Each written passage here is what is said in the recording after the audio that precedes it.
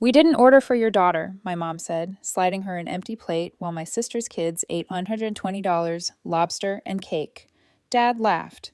You know how tight money is. You should have brought snacks. I just smiled. When the waiter returned, I stood up and announced this. I could barely control myself when she said it. I sat there staring at the empty plate she pushed in front of my daughter, trying not to let my hands shake. We didn't order for your daughter. I felt something crack in my chest. Not because I was surprised. Deep down, I knew my mom was capable of being cruel. But because my daughter was sitting right there looking confused, still holding the birthday card she made with glitter and little stickers of cupcakes. She had been excited all day, kept asking if Grandma was going to love her card. She even wore the yellow dress my mom once said she looked cute in. Now she had an empty plate and a front row seat to the way my family really worked. My sister's kids were already halfway through their lobster tails, licking butter off their fingers. Chocolate cake sat waiting for them on the side like this was some kind of private feast. My daughter had a glass of water and nothing else, and I was supposed to just sit there, smile, and not make a scene. My mom acted like this was all normal, like it made perfect sense that my child wasn't included in the dinner. She smiled and kept talking about how beautiful the restaurant was this year. My sister joined in, saying something about the white wine being her favorite. No one looked at my daughter, not once. I reminded them I thought I was paying for the dinner. That was the plan. I had agreed a month ago, before everything in my life collapsed, before my husband locked us out, before I had to move back into my childhood bedroom with my 6-year-old, pregnant and broke, trying to find any kind of stability while pretending I wasn't completely falling apart. They knew all of that. But my dad just laughed and said, You know how tight money is. You should have brought snacks. That's when I smiled because I wasn't going to cry. Not in front of them. The waiter came back to check on drinks, asked if we were ready to order anything else. My mom started to speak, probably to order another bottle of wine. But I stood up. I said, My mother will be covering the bill tonight. Everything on it. The waiter paused, then nodded and walked away like it wasn't the beginning of a war. My dad made some joke about me losing my mind. My mom's voice shot across the table, demanding to know what I thought I was doing. My sister froze mid-bite like she'd never seen anyone talk back before. No one even noticed when I took my daughter's hand and walked out. She didn't ask why we were leaving. She just looked at me and said she wasn't that hungry anyway. I knew she was lying, but we left. And the worst part, we were supposed to go back to their house. That was still called home. They came back a little before 9 Honukok. I heard the car doors slam loud and fast like they were still riding the high of being the center of attention. My daughter was already asleep, curled in a little ball on the bed we shared. She hadn't eaten anything, just said she wasn't hungry, and pulled the blanket over her head. I sat on the edge of the mattress for a while, just listening to her breathe. Then I got up, turned off the light, and went to the living room. I didn't turn on any lights. I just sat there waiting. The front door opened like a warning shot.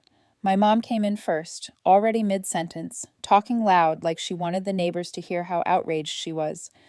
I heard my name twice before she even got her shoes off. My sister followed, laughing like it was all just some insane story they were telling at someone else's expense. Her husband didn't say anything. You never really did. Then my mom saw me sitting there and started in full force. She said I humiliated her, that what I did was disrespectful, and that it was her birthday, not some day for my little stunts. She said she should have known better than to trust me with anything. My sister added that I made them look like fools, that the waiter kept checking on them after I left, like they were going to bolt on the check. I told them I wasn't going to apologize, that they should be embarrassed, not because of what I did, but because they fed 3 kids lobster while a 6-year-old sat there with an empty plate. My daughter, my mom's tone shifted, then got cold. She said if I didn't like how things were done in her house, I could leave. I reminded her that I didn't have a choice, that we were staying there because I didn't have anywhere else to go. He shrugged. Not our problem, Patricia.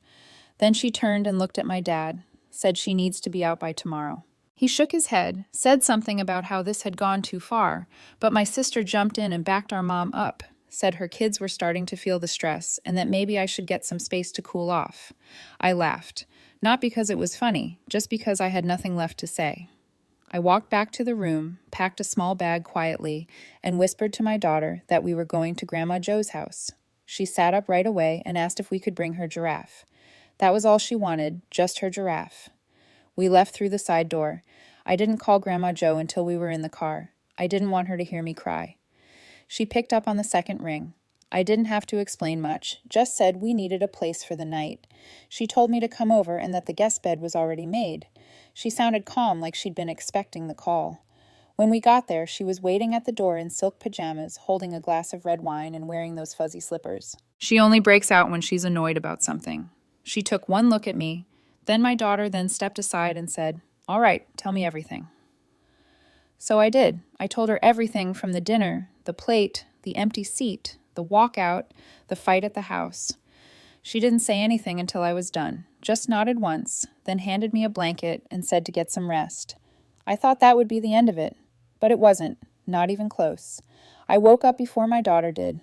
She was curled up next to me in Grandma Jo's guest room, still holding her giraffe. The blanket had fallen halfway to the floor, and her little feet were sticking out. She looked peaceful, too peaceful, considering the night before. I let her sleep. I went to the kitchen and found Jo already there making coffee in that old stained pot she refuses to replace. Her little white dog was curled on a cushion by the back door, half asleep. She didn't say good morning. She just slid a mug across the table and sat down across from me with her phone. I was still half dazed, trying to piece everything together, still unsure if we were really safe or just floating between disasters. I hadn't even thought about what would happen next. I just knew I wasn't going back. Then Jo broke the silence. "So they served lobster to 3 kids and handed your daughter an empty plate." I nodded. "And you were supposed to pay for the dinner?" I nodded again. He just stared at me, not judging, not even angry yet, just piecing it all together. Then she said very quietly, "And you've been living there under their roof with a child and another one on the way, and they threw you out." I didn't know what to say. I kept looking down at the coffee like I could disappear into it.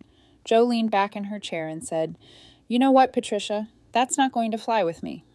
I started to say something, probably to defend my mom out of old habit, but she held up a hand. "No more excuses," she said. "You should have called me the second you moved in with them." I told her I didn't want to make a mess, that I thought things would get better, that I was just trying to keep my head down and not cause drama. She just gave a small laugh and said, "Well, now it's my turn." I didn't understand what she meant at the time. She started making calls that morning. I didn't know who she was talking to. Lawyers, maybe her accountant, some guy named Charles, who's apparently her estate manager. But she kept pacing the hallway with a notepad, scribbling things down, asking for numbers, requesting documents. She didn't say anything about it to me. She just made spaghetti that night, poured my daughter a glass of sparkling apple juice in a wine glass, and told us we could sleep there for as long as we needed.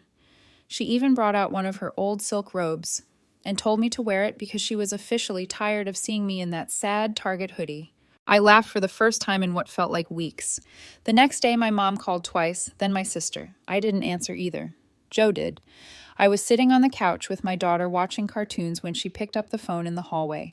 I couldn't hear much, just her voice, sharp and clear, not raised, just steady. "No, Patricia's not coming back. No, she won't be staying in your house again." Then a pause. Jo looked right at me through the archway and said, "You might want to check the driveway." When she hung up, I asked what that meant. She poured herself a drink and said flatly, "I had the car towed this morning, the one I bought her. Title's in my name." I blinked. She took a sip and said, "I've been too generous with people who clearly don't deserve it. That ends now." That afternoon, she called the bank, then the property manager, then someone at her investment firm. I didn't ask too many questions. I didn't have to. All I knew was that a storm had started, but for once, I wasn't in the middle of it. I was watching it from safety. By the weekend, everything started falling apart, but not for me. Started with a text from my dad. It came through late Friday night. A weird apology that felt more like a warning. Something about things getting complicated and how he never wanted it to come to this. I didn't reply. Jo read it over my shoulder and said he's only sorry because he knows what's coming. The next morning, my sister showed up at Jo's door.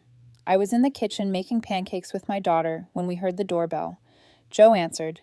No greetings, no hugs, just my sister standing there in oversized sunglasses and a hoodie like she was hiding from paparazzi, even though it was barely 9 o'clock a.m.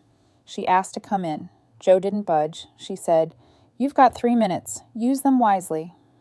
My sister started rambling. She said she didn't know Mom was going to kick us out, that she was just trying to calm things down, that her husband was furious now that Grandma had stopped helping them with rent, that they couldn't cover it alone and the landlord was already asking questions.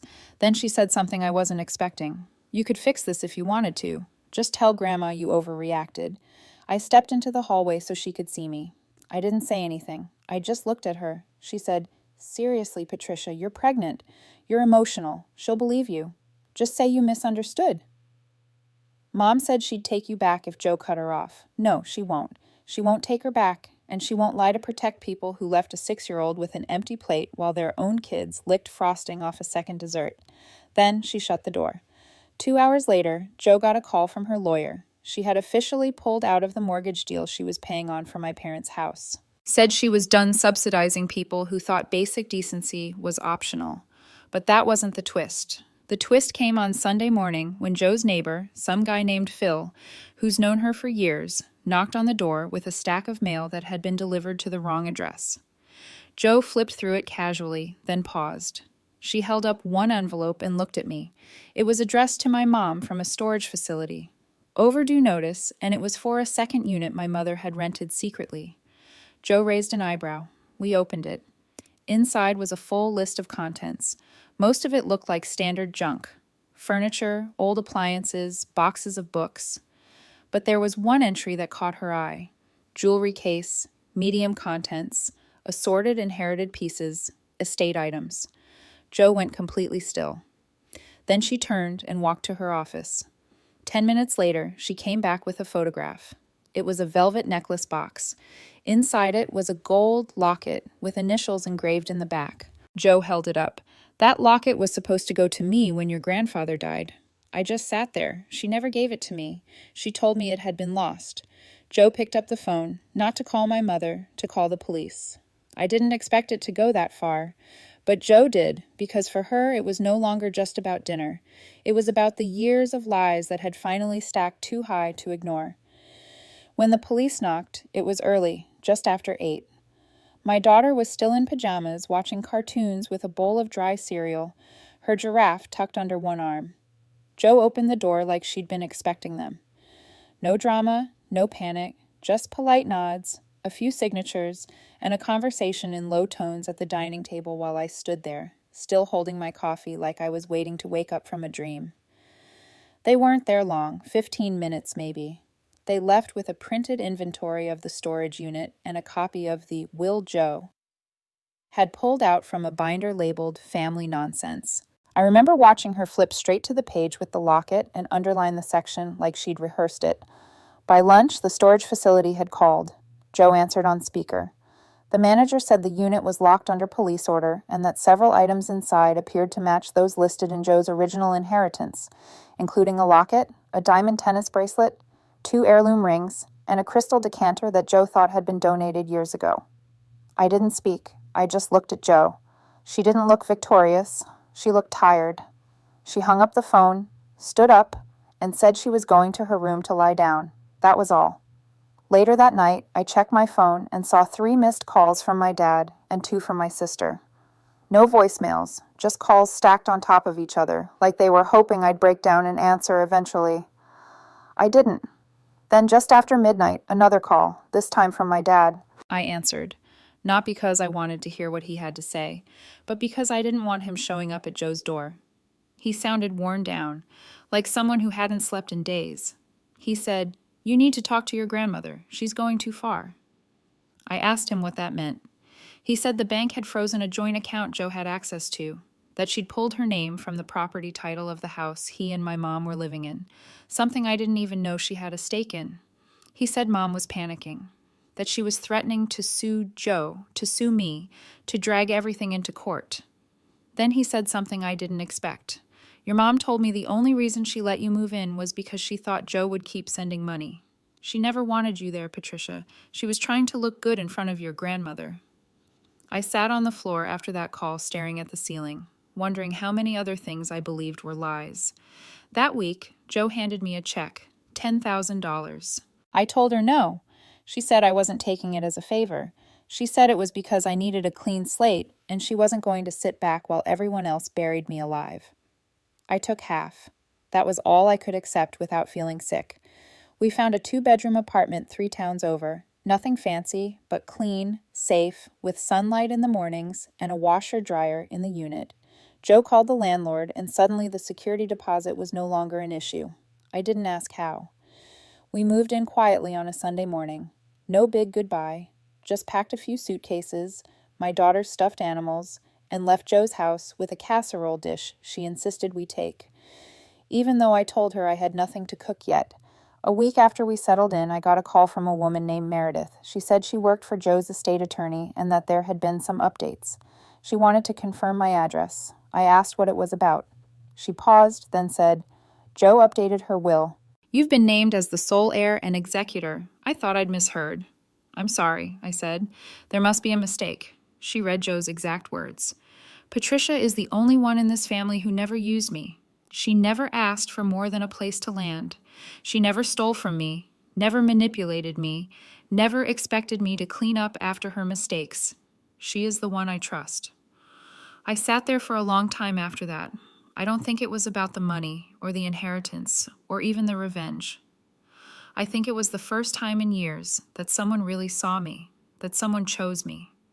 Not out of guilt, not out of convenience, but because I'd survived and I hadn't let them turn me into one of them.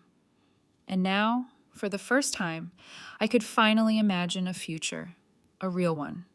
It's been 4 months since everything cracked open, since the dinner, since the empty plate, since my mom told me to get out like I was a burden she was finally brave enough to shed. We live in a quiet building now. 2nd floor, no elevator, but I don't mind the stairs. The baby's due in 3 weeks. And some days, even walking from the couch to the kitchen feels like running a marathon. But still, I get up. I take my daughter to school. I fold laundry. I make dinner that doesn't come from a box. And I don't have to look over my shoulder or watch my words or brace myself every time my phone rings. I still don't know what to call what happened. It wasn't revenge. Not really. It was more like clarity.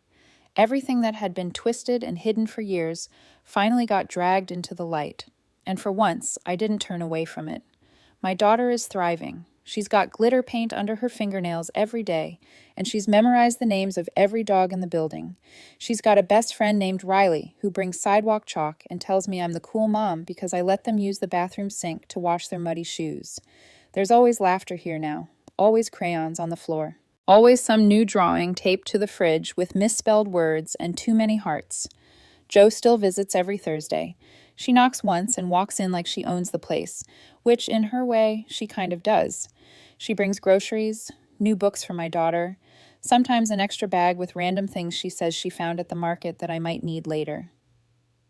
Last week it was a lavender baby blanket. The week before, a blender. She gives me $5,000 a month. I told her I couldn't take it, that I wouldn't feel right. She said, "You're not taking it. I'm giving it. There's a difference." So I take half. I put the rest into a savings account I haven't touched. I told myself I'd only dip into it when I knew what came next. Not just for the baby, but for me, for both of us.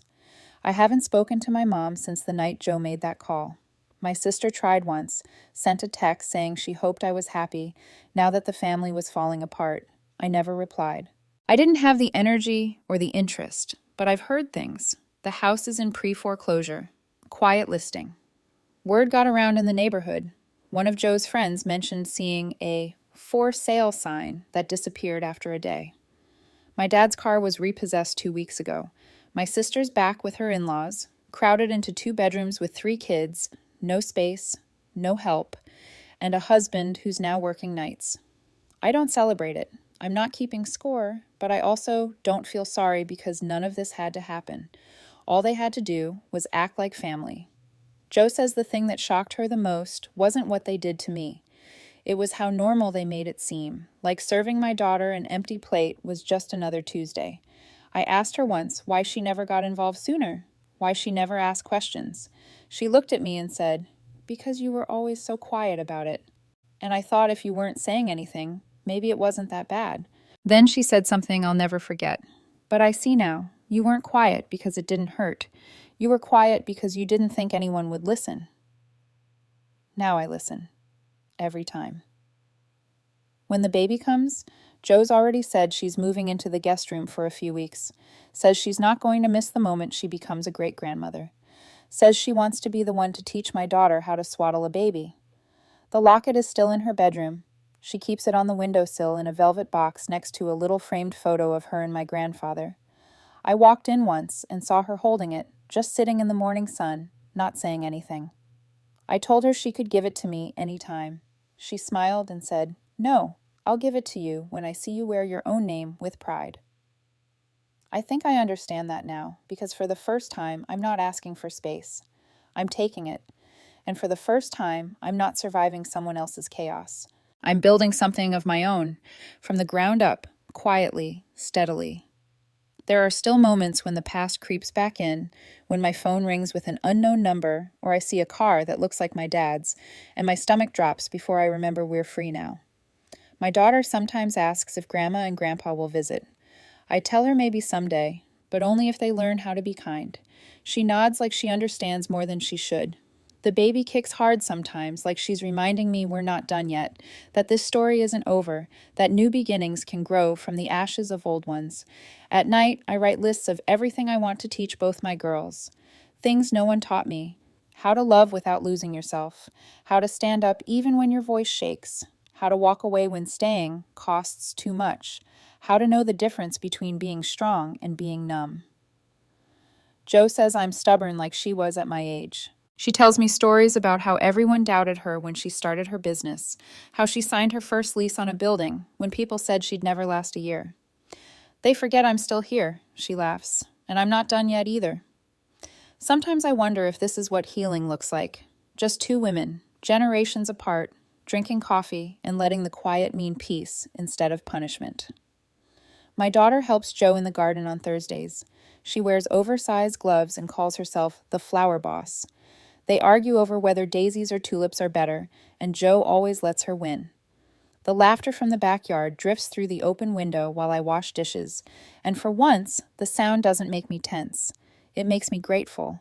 It makes me breathe deeper. Last week, we finally hung curtains in the living room.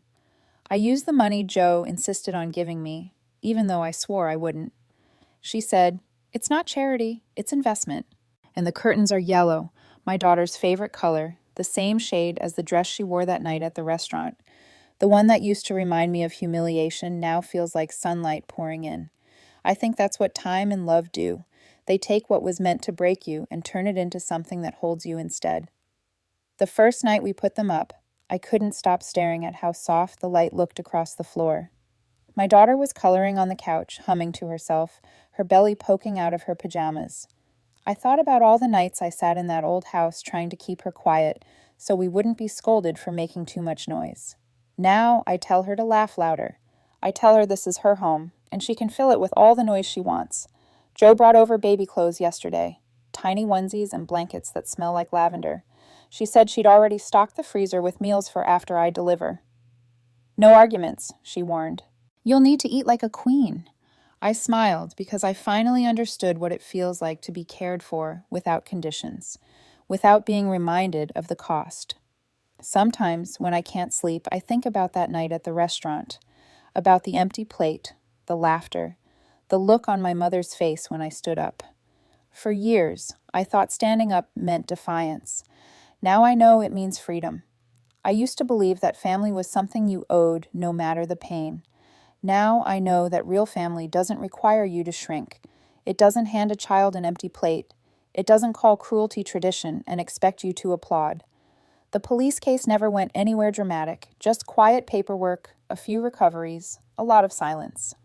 My mom tried to call Joe once, left a long message full of half apologies and justifications. Joe never returned it. She said, "Some bridges are better left burned. They light the way forward." I didn't ask what happened to the jewelry after that. It didn't matter anymore. Joe said she kept what belonged to her and donated the rest. Closure doesn't always need a parade. Sometimes it just needs peace. My sister sent a card after the baby shower Joe threw. No return address. Just a short note that said, "I miss how we used to be." I stared at it for a long time, then put it in a drawer. Because the truth is, we were never how she remembered. We were what our parents shaped us to be: quiet, divided, pretending everything was fine. I don't want that used to be back. I want what's next. What's next is simple. It's my daughter's laughter echoing through a home that smells like coffee and clean laundry. It's Joe humming old songs while she rocks the baby I haven't met yet. It's sunlight catching the yellow curtains every morning. It's knowing that no one in this house has to earn their place at the table, that love here is given freely, not rationed out like a privilege. When I tuck my daughter in at night, she still sleeps with her giraffe. Sometimes she asks if the new baby will have one too. I tell her yes, and she smiles like it's the most important promise in the world.